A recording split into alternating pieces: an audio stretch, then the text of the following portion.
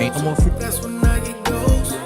Because 12 is free. I know that you want me, and I Ain't no can more tell you free. trying to keep it 12 is low free. key. Behind closed Get clean here. doors, I'm making you And let's talk about horny, but you just don't know what to do with me.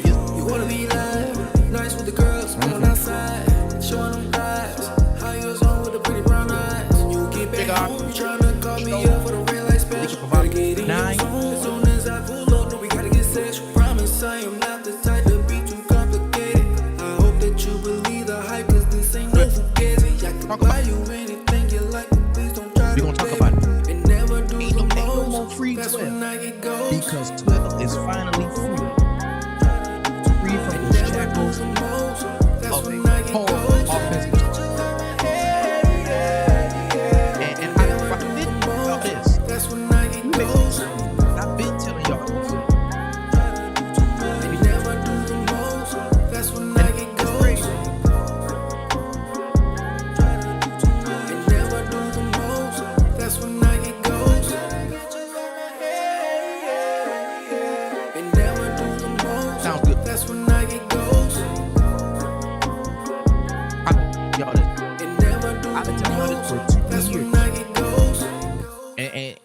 And y'all think that I just went crazy and made a bunch of posts, right? Because I posted back to back to back to back. After this happened, I posted back to back to back to back because I had to run out and I had to do some prom shoots. But I posted back to back to back. And get in here with your comments and you're talking.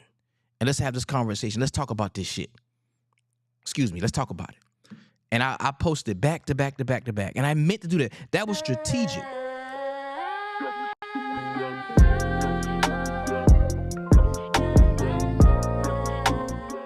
Cut the music off. That was strategic. Me posting back to back to back today like that, I was at work, I was cutting hair, putting out some of the dopest cuts in Florence. Y'all shout out to the Barber Mosaic. Great shop, great barbers, great vibes. We talked about this a lot today in the shop. I've been talking about this for a couple years now. But let me set the stage for you. Okay? The year 2024. Late 2024. I got 4 daughters, 3 of which play sports. My 15-year-old,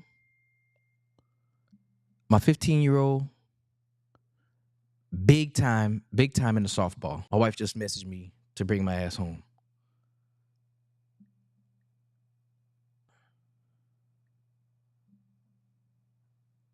Big time sports, right? And my other 2, my 10-year-old, well, she's 11 now. She loves volleyball. She's probably my best athlete, but she don't want to play. My baby girl, my 9-year-old, she loves basketball. She loves Milaysia Fulwiley. She loves the South Carolina Gamecocks. Okay? I took her to a Gamecocks game. No, I got to tell the truth. Because I shoot a lot of high school sports around the state. If you know me, then you know. I shoot a lot of high school sports around the state. So I want to introduce my then 5-year-old daughter to the game of basketball.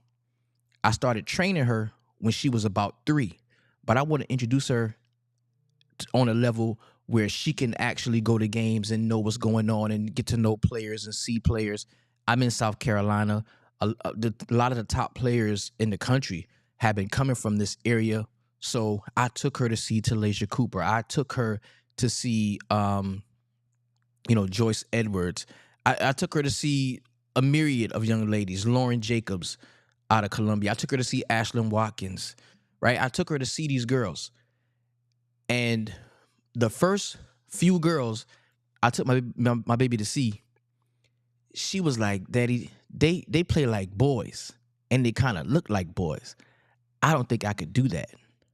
So I was like, damn, I got to take her to see more so she can see that girly girl that kind of reminds her. My baby's a girly girl, right? I say, okay, cool. I'll take her to see, some more games. So we go to see we go to Spartanburg, I think. I can't remember exactly where it was. Heathwood was playing Camden in a tournament. She saw Lauren Jacobs play against my girl from Camden, Joyce Edwards. She was like, wow, those girls are pretty and they can hoop. I think I can do this too. Okay, cool. She meets Lauren Jacobs. She meets Joyce Edwards, take pictures with them. Oh man, this is all good, right? I take her to a camp. South Carolina, a USC camp. She meets Milaysia Fulwiley. My baby girl, she's killing it at the camp, doing her thing. She meets Camila Cardoso. She meets all of them, Raven Johnson, da da. But one player pulled my baby to the side and say, "You're gonna be good. You're gonna be even better than me." I don't know how true that's gonna be, but my baby believed it. And guess who that player was that pulled my baby to the side and said, "You're good. You're gonna be better than me." That was Milaysia Fulwiley. So ever since then, Milaysia Fulwiley has been my daughter's favorite player. Now, I've been watching Milaysia since 7th grade. Right? Heard about her since 7th grade. Went to go see her. She won 4 straight state championships at Keenan High School in Columbia. I think they've been going back and forth from a 2 and 3A school. I'm not exactly sure. Okay, boom. And I was very strategic in what I posted today from my Facebook page. And the reason why I posted those blurbs, those shout outs like that, hey, yo, y'all in here, comment.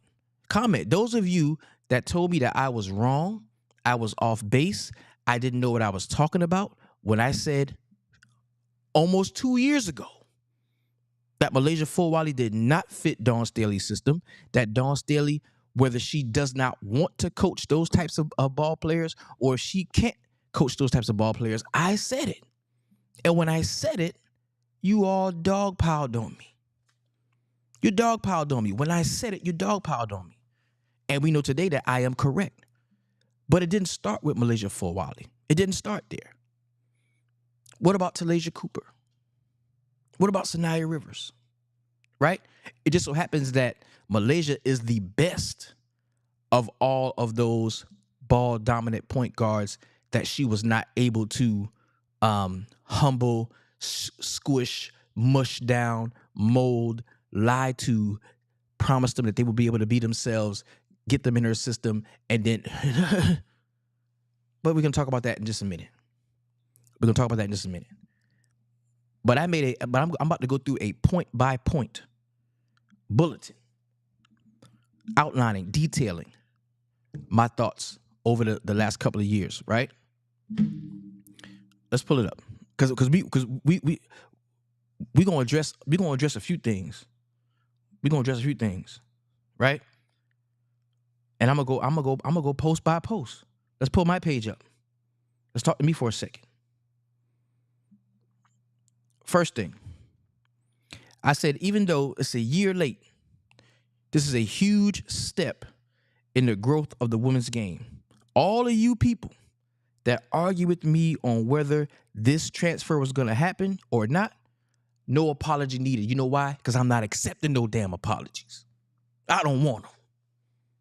I don't even want your stinking apology. I don't want it because you were wrong and I was right. I know what the fuck I'm talking about. I know. I watched this shit enough. I'll be 47 in November. I know what I'm talking about. But let's talk about it. This transfer was a year too late. As a matter of fact, this transfer should have never happened. And see, the problem with this, the reason why a lot of y'all don't understand this, you don't want to understand this, is because it's very hard for you to view other people's children as your children. It's very hard for you to view other people's children as your children. When I saw Milaysia Fulwiley play, and I saw that Dawn Staley offered her a scholarship in the 7th grade. I watched. I sat back. I looked. I looked at the way South Carolina plays. I looked at the way they run their offense. I looked at who's the only person in that building that's allowed to be a star. And I said to myself, if Milaysia Fulwiley goes to South Carolina, it's going to be a big mistake for her. It's going to be a big mistake. Because she's going to be the only player that they have that's talented enough to challenge the fan base. She's the only player that they're going to have that's talented enough, guard-wise, to challenge the fan base to make a decision on who's right and who's wrong. Now, her freshman year, they won the championship. So there's two things that's going on the side of Dawn Staley that make it hard to, argue with her and complain. It's two things that make it hard to argue with what she does and complain about what she does. Number one, she wins championships. She's a great coach. That's number one. Don't think that for 1 second I'm saying that Dawn Staley is not a great coach. She's a great. If she'd never bounced the basketball in her life and just coached, and we're judging her just off her coaching career, she's a Hall of Fame level coach. Let's get that out the way. Let's make that clear. In my opinion, she's a Hall of Fame level coach. Now that we've got that out the way, that's the first strike on her. That's the first thing on her side to make you believe, hey, she knows what she's doing. Trust the process. The second thing was, Milaysia, you're only a freshman. Chill. You'll get your time. You get your time next year. Even though I'm willing to bet my life, and I might have a good 40 left on this thing. I'm willing to bet my life. There's no way Dawn Staley sat in that young lady's living room on her couch with her mom and told her, hey, you might not start for the first 2 years. There's no way. There's no way. And if you're a person that can't see other people's children the way you see your child, you won't understand what I'm saying. There's no way. Let's just say that's my child. That's Carly. That's my baby girl. And my baby girl, out of 100,000 kids, my baby girl is the 13th ranked kid out of 100,000 in basketball. Do you think any coach in the country, I don't give a damn how much you won, I don't care what you got going on, do you think that you're going to come into my home, sit on my couch, and tell me that the 13th ranked player, my child, my baby, is going to play for you in the period of NIL, right? She's already damn near a household name. You think that you're going to tell me my baby going sit the bench for 2 years? And I'm okay with that? Ma'am, there's the door. There's the door. We'll go to Benedict first. Shout out to the Tigers. We'll go to Benedict first. No. We'll go to South Carolina State first. If staying close to home is an issue, we'll go to Coastal first. We'll go to Clemson first. Before I let you stick my baby on the bench for 2 years. So there's no way that Dawn Staley told her that her and her family that. There's no way. I'm not going to believe that. So what does that tell you? That girl had to have been promised some things that wasn't delivered on. And you can say what you want. Oh, well, Dawn probably told her that if she plays defense and do this and this. Man, I don't care about that. I don't care about that. This girl is a certified bucket. And so many of you cry and you complain about, the viewership of the women's game. You cry and you complain and you want the women to make more money and you want them to do. How do you think it's going to happen? How do you think the women are going to make more money? By sitting the most electric player in college basketball on the bench?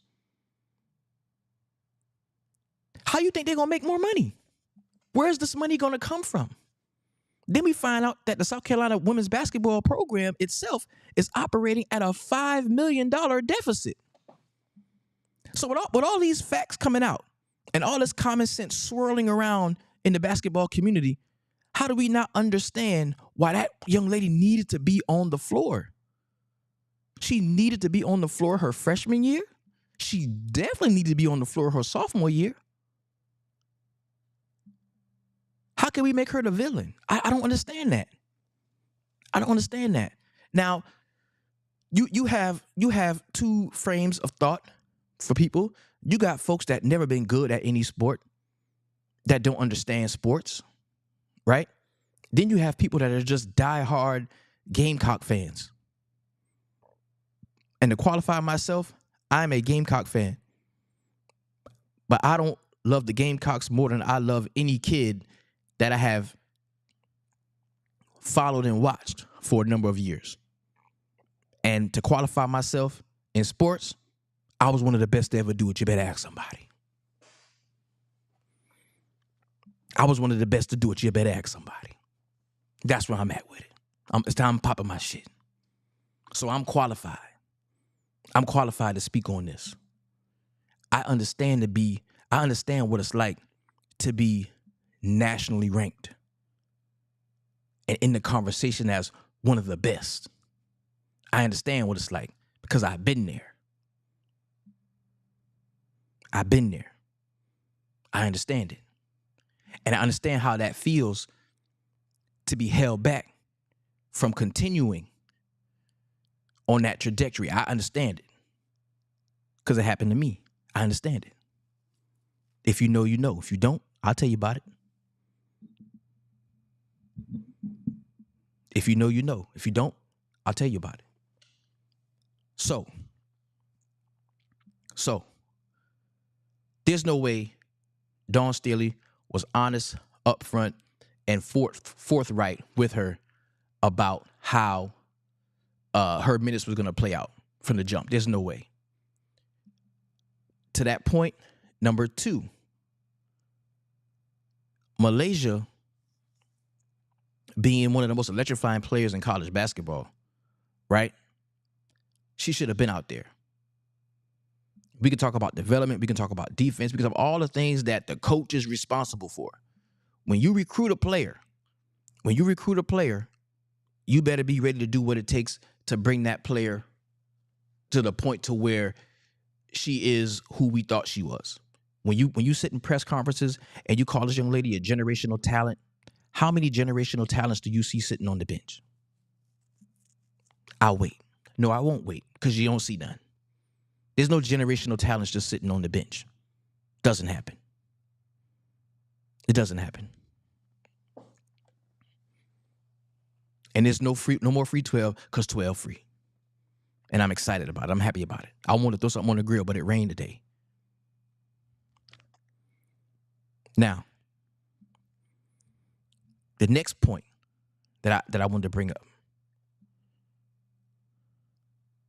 and I meant to do this.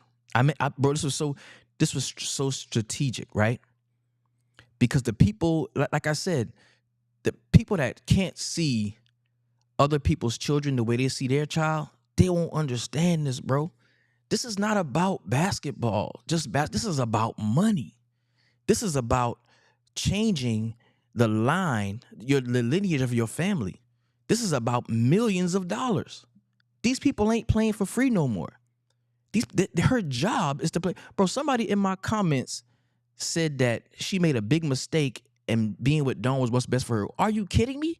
This is millions of dollars on the line.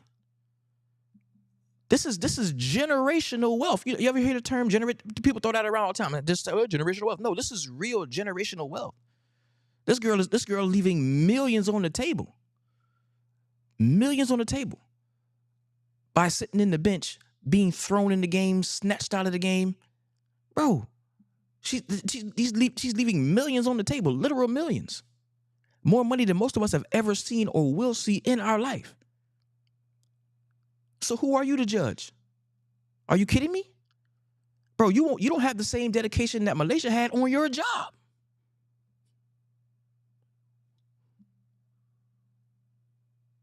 Let's be real.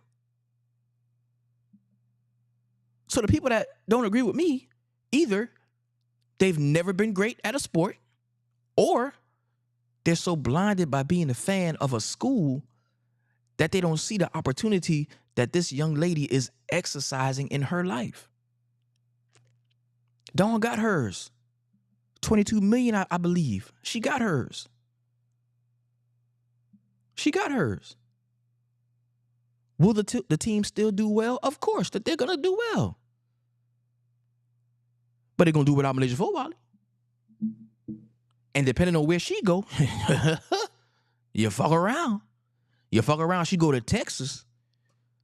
You fuck around, she go to UConn. That's what I do. Because Gino can coach. Gino can coach ball dominant guards. Y'all see what Paige Beckers did. Y'all see what AZ Fudd did. And might I add, Malaysia better than both of them put together. And it's not even close. This is one of the greatest basketball talents I've ever seen in my life.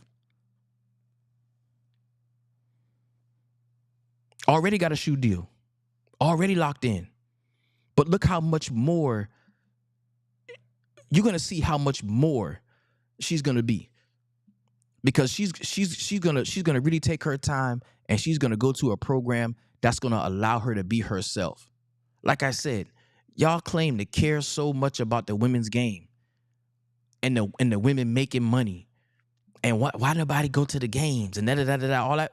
Bro, I went. I showed up. I went to like 11 games her freshman year. Sophomore year, we went to the first game. I took my two daughters to the first game, bro. I never forget. I took her to the first game. Or the first game I took her to was when they played Kentucky. I don't know if it was the first game they played, because they played like Coppin State or some shit or something before that. But it's the first game I took her to. I took my two baby girls. I took them with me. On the way to the game, I remember my daughter was asking me, can girls dunk? I said, I don't know. Every once in a while, you might see a little slam, you know what I'm saying? But like dunk it, like bang it out, I don't know if you're going to see that. My baby said, yes, they can. I believe they can dunk. And she said she going to dunk one day too. I said, no, baby, I don't know if you're going to dunk one day. Your mama 5'4", your daddy 5'9". I don't know if you're going to be able to dunk. The stars was lining up. Shit was, what happened on the way to the game, our tickets from StubHub got canceled. I couldn't download the tickets. So I'm on the phone with StubHub in the parking lot like, yo, we purchased tickets. I had 3 tickets to this game. Like, what's going on, right? The lady from StubHub was like, you know what? My bad. We're sorry for your inconvenience. We're going to send you an email, and, we're going to send you the email, and you can select which ticket you want. I looked. One of the tickets said BB. I said, BB? Now, if you had a basketball game and your ticket don't got no, like 1, 2, 3 numbers, it just got letters on it, you better click that fast. So I clicked the BB, bam. I'm excited to see where the fuck is BB. Where is BB? Where we at? My nigga, excuse me. We were on the second row behind the bench. I'm like, oh my God, we about to see Malaysia on the second row. This is gonna be crazy. We walk in the gym, we walk in the stadium, bro. There's like banners of Malaysia everywhere, like huge fucking billboards. Milaysia Fulwiley, Milaysia Fulwiley, Malaysia. People got on Milaysia Fulwiley jersey. I felt naked because I had on a regular Gamecock shirt. Everybody else had on Malaysia Fulwiley shirts. Oh, it's about to go down. This is going to be classic. Man, we sitting in our seats. The game starting, and now all this. Man, she ain't even start the game. She on the bench. She barely played. The one good thing was Ashlyn Watkins did dunk in that game. But bro, I spent $500 on tickets and didn't even see the person that I wanted to see do what they said or what they advertised. I ain't been back since. I ain't been back since. I went to that one game. That was a wrap, because I knew it was the bullshit. I knew the bullshit was coming. I ain't been back. Now, many of you diehard Gamecocks fans, they say they sold out every home game this year. So I guess a bunch of y'all went. Y'all more Gamecock fans than y'all are a fan of a kid being done correctly. Hey, it's all good. It's all good. But I wasn't supporting that shit, because it was messed up. Because she never should have recruited her, bro. Never should have recruited that girl. You asked other ball dominant guards around the country, why you did they, bro? The one young lady, Shout out to her, love her to death. Kill me, McMiller. People was asking her, why don't you go to South Carolina? Why don't you go to South Carolina? That girl said, I'm not going to play for no damn Dawn Staley. She ain't gonna let me play. She gonna try to change me. She gonna try to change me into her. Pass first point guard, back to the basket, bunked up at the free throw line, looking like Mark Jackson. Ain't nobody, man, that old school ain't nobody doing that shit no more, man. Let's go. Let's run. Let's run. Ain't nobody doing that no more. Game has changed. Playing that 90s ball. Old school 90s NBA ball. We ain't doing that no more. Them girl want to run. Them girl want to shoot. Them girl want to score. It's your job. It's your job to win with what you got. So why would you get something that you can't win with? I know why she recruited her. Because, like she said, the girl's a generational talent. To make it even worse or better, depending on how you look at it, she's a Columbia native. She's a product of Columbia. Do you realize the backlash Dawn Staley would have got if she was truthful with herself and Malaysia and just never recruited her? Y'all would have wanted to run Dawn Staley out of town if she didn't recruit her. So honestly, Dawn Staley in this situation is coming out looking like I didn't do anything wrong. I recruited her. She's from Columbia. I'm Hopkins. I love her. You know what I'm saying? Like, I don't know what happened. She doesn't play defense. She doesn't get back. And she missed defensive assignments. So I yanked her out of the game. I'm just coaching. Like, man, fuck out of here, man. No. That's not how you coach that's not how you coach these young kids, the new one. No. And that's the thing. Y'all update y'all iPhones, but y'all won't. You know what I'm saying? Ain't no way you walking up and down the sideline with an iPhone 16 wearing Louis Gucci Prada mixing designer and shit. I don't trust nobody that mixed designer up. If you got on Gucci shoes and a Louis Vuitton outfit, you're wrong. And you're gonna treat the kids wrong. You ain't gonna do them right. Cause you're too much about you. Louis Vuitton Don. Come on, fam. Should have never recruited that girl. Should have never recruited Talasia Cooper. Should have never recruited Zaya Cook. Should have never recruited them girls. Raven Johnson is perfect for what you got going on. Because Raven Johnson don't want to shoot because she's not that great of a shooter. She's perfect. She's perfect for what you got going on. She don't mind backing somebody down from the three-point line just so y'all could do like a little switch action on the post and you can get the ball to the big and they can put it in. That fits her game perfectly. But that's not Malaysia's game. That's not what a ball dominant score first guard is going to do. They're not going to be happy doing that. They're not going to say, you know what, I'm going to play your way. That's going to make me happy. I'm going to play your way, earn my minutes with great defense, and then you can let me go crazy. No, that's not what they do. Malaysia, bro, the kids now, you gotta feed them first, let them score, then they'll play defense. Because they're competitors. They look at that person across from them, I don't want you to score on me. So I'm not gonna stop you first. I'm gonna score on you first, then I'm gonna play defense. That's how the kids are now. That's how the kids are now. And me being a photographer and a videographer and being close, you know what I'm saying, to the game from that perspective, I can see it. I can see how the kids react. I can see when you put a kid in position to score, he gonna do everything better. He gonna run harder. She gonna run faster. She gonna be more into the game. She gonna be more that's how it is. That's how it is. They got to see the ball go in the basket from their hand. And that old school coaching. And another point I made, bro, with this whole like NIL shit and the transfer portal and all that stuff going on, why y'all think Nick Saban got the fuck out the game? Because he knew his leverage was gone. Now the kids and the families have the leverage. The kids and the families have the leverage. Face it, coaches around the state, coaches around the world, the kids and the families have the leverage. Depending on how good you are. Is that the way it should be? I don't know. We're going to see how it plays out. But that's just the fact of what's going on right now. Until they put some steep regulations on that transfer portal shit and the NIL shit, the kids and the families have the leverage. Because they're not just playing to play and playing to win. They're playing for money. It's their job. And maybe she's not okay with getting $700,000 playing 18 minutes every other game. She wants to play 30-plus minutes and get the Caitlin Clark treatment.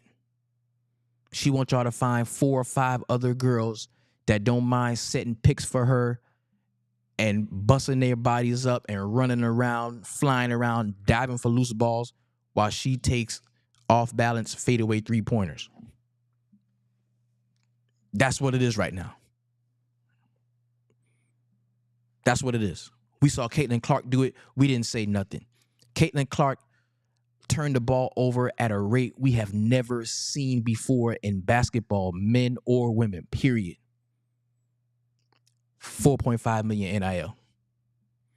We saw Angel Reese flippity flop, toss the ball over her shoulder, behind the back layups, missing 18 offensive rebounds and 2 defensive rebounds in the game. As we saw. 3.7 NIL. You see what I'm saying? So when you get a player of that caliber, you have to sell out to that player. You have to. Because if you don't, they're going to leave. So just be okay with getting the lower tier players. Don't recruit the McDonald's All-Americans. Or get the bigs. Get all the bigs. And that has been Dawn Staley's, winning her winning formula. Fill up the paint with bigs. Give me some 6'7". Give me some 6'5". Give me 6'2", 6'3" Joyce Edwards, right? That's been her winning strategy, and it works. It works because honestly, the women's game is still a game that you can win from the inside out. It's still that. So Dawn Staley going to still do her thing. She's still going to win. The Gamecocks are still going to be great. It just stop hindering those guards. Stop hindering those ball-dominant guards. That's it. Stop hindering those ball-dominant guards, man. The next thing. What kind of coach fumbles a generational talent? How do you fumble a generational talent? Somebody that good that can go to any school in the country, literally any school in the country, and start and play and get big minutes 9 times out of 10 as a freshman. How do you fumble that if you're Dawn Staley? Like, what had to be done for her to drop the ball on a player that special, that talented? What had to happen?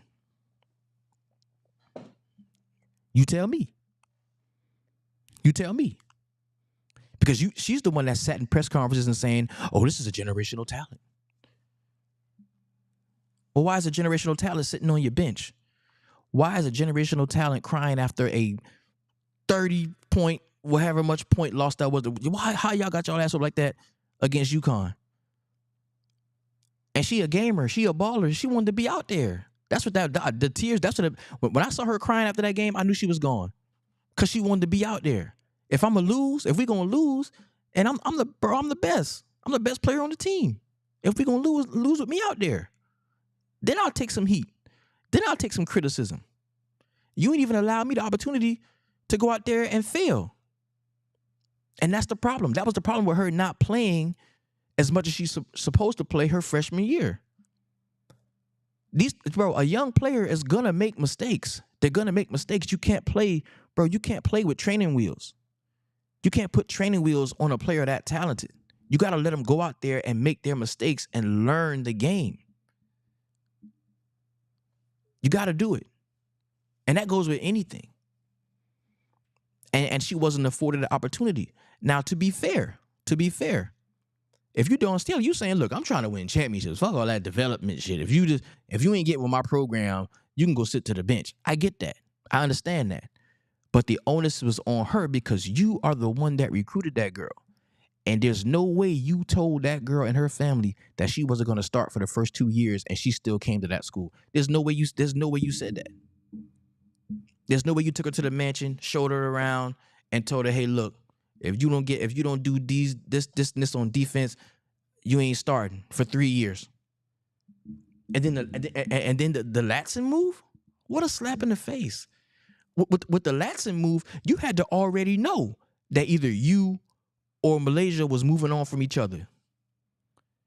How do y'all think that as soon as the game was over, she just called Latson like, hey, Latson, what are you doing? You thinking about no, that's something that had to been in the mix. Then you couple that with the fact that the Latson kid and Raven Johnson are best friends and played in high school together and played 8. That been cooking. They been cooked that up.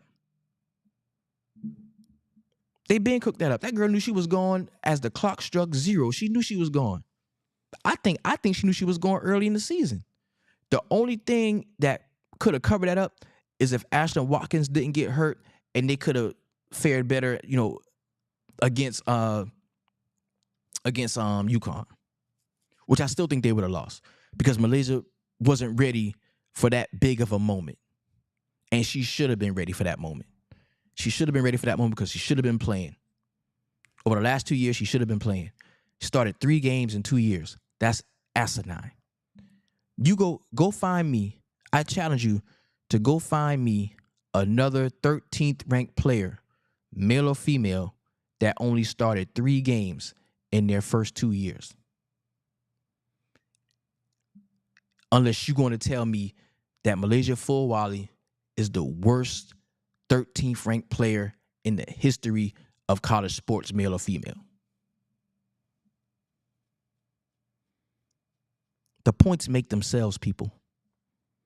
The points make themselves. They really do. And there's so much. I can talk about this shit for hours. Because me traveling up a few months back, traveling up to New Jersey to go watch Keone McMillan play against Juju Watkins, one of the highlights of my sports coverage life, one of the highlights. Bro, I was so geeked. I was so excited. I was so amped. This had me so lit. I could not wait to see, because I already know what Juju was, but I could not wait for the world to see how great of an athlete Keone McMillan is. And when Coquise Washington sat her out of that game, I was devastated. I was literally devastated. It was the worst. It was the longest ride home I ever took. It was a 10-hour drive in the snow back from New Jersey to South Carolina. But I was extremely hurt. And then hanging out with her the day after the game and seeing, the disappointment in her eyes. A kid that just want a ball. A kid just want to hoop. But all of these politics of the adults and this and that and all this bullshit going on, and she can't do what she feels she was born to do. And that's go out there and put smiles on people's face. Entertain us. To entertain us. Grow the women's game. Change the narrative about they can't get asses in the seats. You know why? Because y'all ain't letting the dogs bark. And just because South Carolina sells out every game, bro, there's you know how many stadiums there are across the country? Bro, go look at Florida State last year. Matter of fact, pull up some Latson highlights. Just go to YouTube and pull up Latson highlights. And you know what you're gonna see? You're gonna see the Latson girls dropping 25 a game, getting buckets. You know what you ain't gonna see? Fans in the stands. You ain't gonna see many fans in the stands. You ain't gonna see it. Now, her going to South Carolina, great move for her. She's already solidified herself as a bucket. Hey, this is a girl that can go out there and can score the basketball. Cool, that's great. But now the question is, can she be coached by, Dawn Staley or great? Can she fit into a team concept? Because she's not like option A on a champion. She's not option A on a champion. So she's gonna have to go out there and show that she can play defense. She can dive for loose balls. She can do the little things. And I think she's gonna be able to do that. because I do think she's a WNBA player. I do think after this season of her going out there and doing her thing, she will show that she is one of the best 144. I believe that. But Malaysia was definitely done dirty. And I'm glad she got out of there.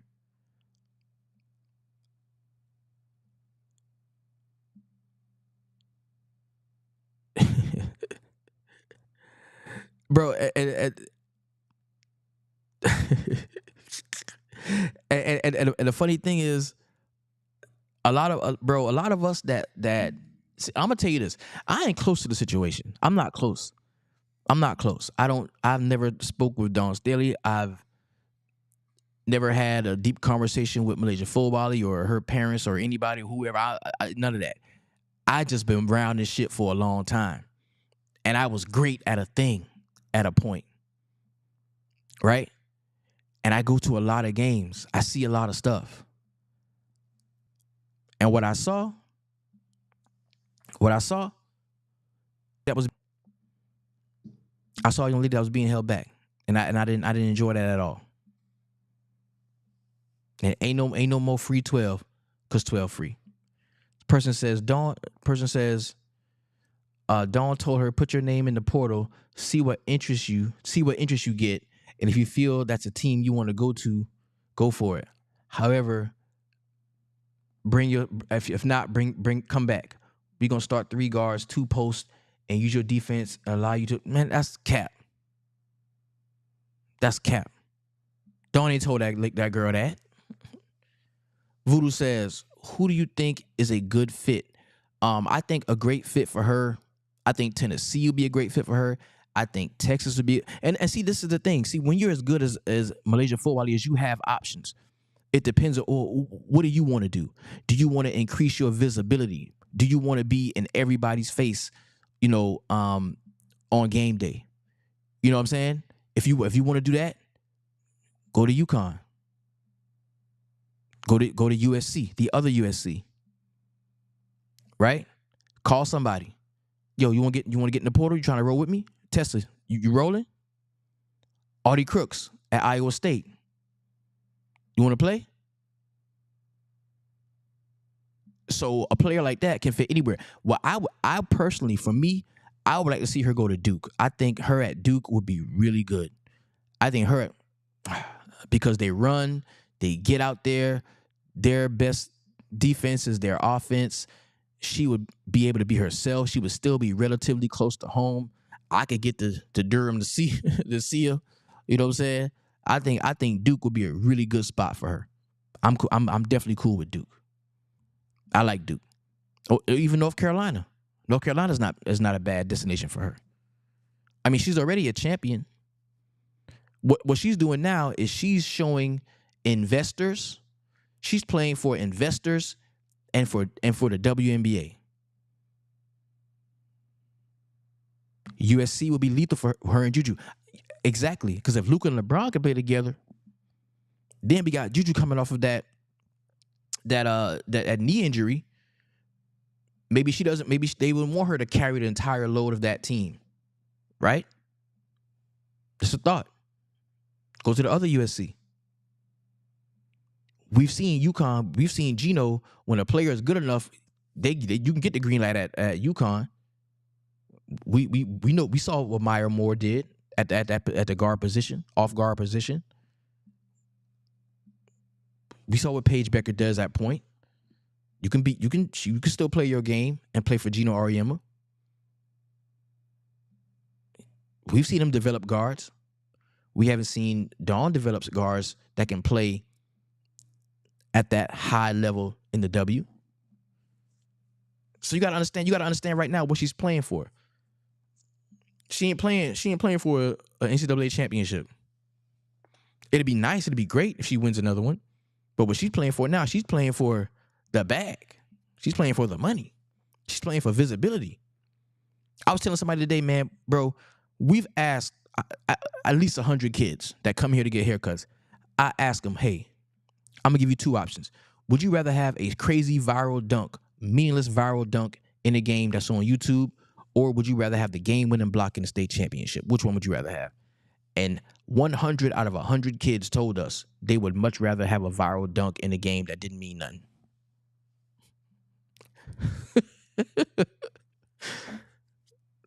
like all that winning in the old college try, and all that hold you at the end of the game, hold the Gamecock glass, all that stuff, all that shit is cool, man. But that shit don't put no money in your account, baby. Them kids ain't playing for that. These kids ain't busting their ass for that. These kids ain't working out and training and doing this and having trainers and parents taking a kid here and taking a kid there, and you got a trainer for this and a trainer for that, and the kids ain't doing that for that shit. They doing it for the manyan. They doing that for the bang.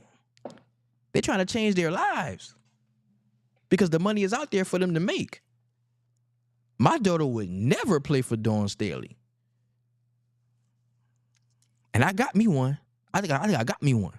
My daughter would never play for Dawn Staley until she changed the way she approached, coaching ball dominant guards. You got to understand, man, this generation of women basketball players are a generation that were trained by dads. The last generation of players were, girls that played with their brothers and boys in the neighborhood. So if the girl played with the brothers and the boys in the neighborhood, she was rough, she was tough, she could play, she could hoop. And then when she got around to playing with the girls, she was just better than all of them. That was cool. But this generation of hoopers, of young hoopers, your Joyce Edwards and your Malay, all these people, bro, these players was trained by the guys.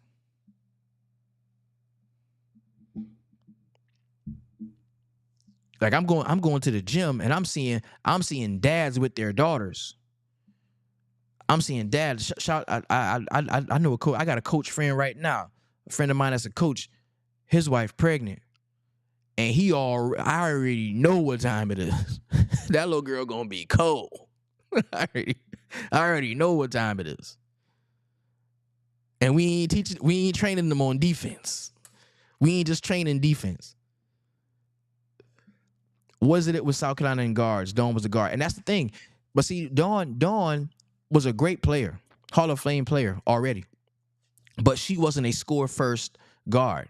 She wasn't a guard that looked to score the ball first. She looked to find her teammates, and she won a lot. She won a lot. And that's what she knows. That's the winning philosophy for her. Bro, she coaches the same way she played. And it's great for her. It's been working for her.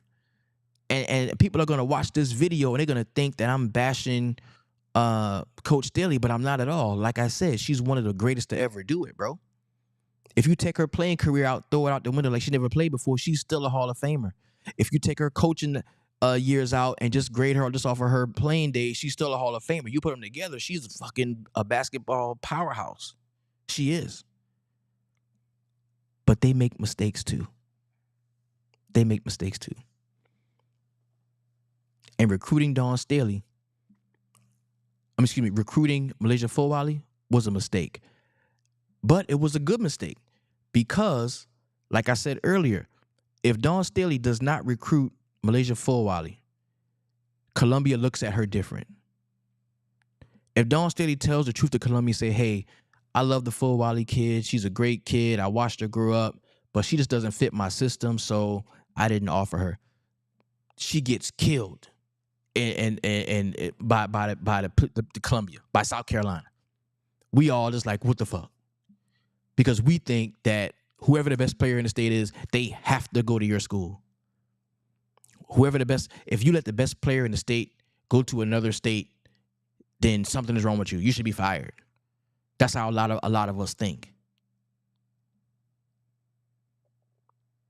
That's how a lot of us think. I'm excited for her. I'm still excited about the Gamecocks. They got the Latson kid. They got Raven coming back. Ashton Watkins is going to be healthy. Yo, they're still going to be a great team. They still can cut down the nets at the end of the year. They're going to contend again for a title. And that's the thing. A lot of South Carolina fans, you wanted Milaysia Fulwiley to meet her meet the expectation. You wanted that, and you also wanted South Carolina to win the championship and to be a great team, right? You wanted both of those things. But when you realized that both of those things couldn't happen, you kind of flipped on Malaysia. And now we're seeing all these think pieces drop ball. Oh, she doesn't get back on defense. She doesn't understand defensive schemes. She turns the ball over too much. She blase to the third. She does this, she does that. And all that's bullshit, bro. All that's bullshit. I knew early on that Milaysia Fulwiley and South, I knew that the only way that Milaysia Fulwiley was going to reach her full potential as a player and South Carolina was going to continue to win was if she never went there. I understood that early on in the process. And I spoke about it. And when I spoke about it, I got called a dumbass when I spoke about it. And honestly, the Gamecock girls, to me, they overachieved this year. I didn't think they was going to go as far as they did, honestly. The team overachieved, especially when Ashlyn Watkins went down. The team really overachieved. Shout out to Bree Hall. Played some great minutes. Bro, you can't sleep on the contribution that Chloe Kitts made all year long. Like, she dug deep and put out some excellent performances. Madison McDaniel came off of the bench, played very well. I would have loved to see a lot more of Tessa Johnson, but hey, we didn't see any of Sakima Walker. We saw very little of Adele Tack, right? And they're going to be all right. I'm still a fan. I am still a fan. But I'm even a bigger fan of Milaysia Fulwiley. I'm an even bigger fan because I think that what Milaysia Fulwiley can do can really push the women's game forward. I think she can get more little girls interested in picking up that ball and playing and being as good as she is or trying to be as good as she is. I think she's that talent. We haven't seen a player with this type of offensive repertoire, dare I say, since Cheryl Swoops. There it is, I said it. And Cheryl Swoops, to me, greatest women's basketball player I've ever seen, ever. She put on the greatest performance I've ever seen live. She was the female Michael Jordan to me, growing up when I was a kid. In 1996, the year I graduated high school, won a state championship. What was that, 93? 93, 96, whatever. State championship against Texas Tech. I mean, she was at Texas Tech. 47-point performance. Go watch that. Look it up on YouTube. Go look up Cheryl Swoops' national championship. And what you will see, if you watch the entire game, you will see a near perfect offensive performance. A near perfect game. Best player I've ever seen in my life. It's the best performance I've ever seen, male or female. That game made me fall in love with the women's game. I started watching women's basketball religiously after that game because I did not know that girls could hoop that good. I didn't know. She turned me up. She turned me on to something. Go watch it. Texas Tech, Cheryl Swoops, championship game, went nuts. 47 points. I'm telling you. I mean, she scored on all three levels. It was ridiculous. And I think that Milaysia Fulwiley has that same capability. I feel like she can do what a lot of people thought Caitlin Clark was going to do when they faced South Carolina. Because the talk was, hey, if Caitlin Clark goes off for 40, they're going to beat South Carolina. She couldn't do it. She came close, but she couldn't do it. If Caitlin Clark goes off for 40, they beat LSU. She couldn't do it. I think that Milaysia Fulwiley, reaching her full potential, playing in a program that will tailor itself to her strengths, kind of hide some of her weaknesses on defense, she can do it. She can do it. But my wife want me to get home. Shout out to Milaysia Fulwiley. Shout out to the Gamecocks. Thank y'all for joining me in the Barber Mosaic. I've been ranting for about an hour. Ain't no more FREE12 because 12 is free. We're going to stay tuned, see where she go, see where she take this thing. Thank y'all so much for joining me. I'm out.